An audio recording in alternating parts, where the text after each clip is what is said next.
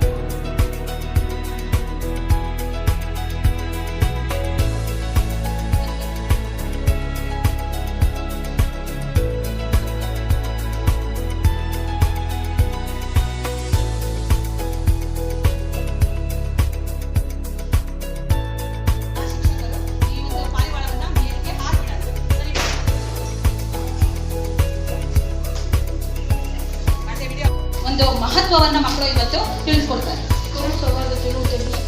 ಕೋಮು ಸೌಹಾರ್ದತೆಯನ್ನು ಉತ್ತೇಜಿಸುತ್ತದೆ. ಜೊತೆಗೆ ಪರಿಸರ ಸಂರಕ್ಷಣೆ ಪ್ರೋತ್ಸಾಹ, ಶಾಂತಿ ಸಹಾನುಭೂತಿಯನ್ನು ಉತ್ತೇಜಿಸುತ್ತದೆ. ಜನರಲ್ಲಿ ರಾಷ್ಟ್ರೀಯ ಏಕತೆಯನ್ನು ಉಂಟು ಮಾಡುವುದು, ಸಾಮಾಜಿಕ ಸದ್ಭಾವನೆಯನ್ನು ಪ್ರೋತ್ಸಾಹಿಸುತ್ತದೆ.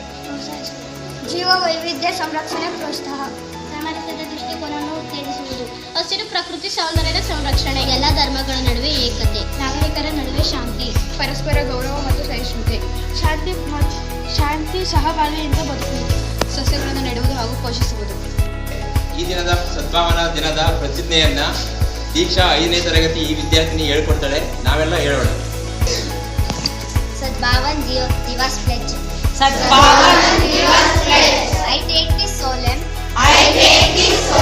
pledge that I will work for the emotional oneness of all the people. ಸದ್ಭಾವನಾ ದಿವಸ. ಮಾಜಿ ಪ್ರಧಾನಿ ರಾಜೀವ್ ಗಾಂಧಿ ಅವರು ಆಗಸ್ಟ್ 20, 1944ರಂದು ಜನಿಸಿದರು. ಇವರ ಜನ್ಮದಿನದ ಸವಿ ನೆನಪಿಗಾಗಿ ಇಂದು ದೇಶದಲ್ಲಿ ರಾಷ್ಟ್ರೀಯ ಏಕತೆ, ಸೌಹಾರ್ದತೆ ಮತ್ತು ಸಮನ್ವಯವನ್ನು ಉತ್ತೇಜಿಸಲು ಆಚರಿಸಲಾಗುತ್ತದೆ. ಈ बगल में हर एक मन में सद्भावना, ऊंचे गगन में महके बगल में हर एक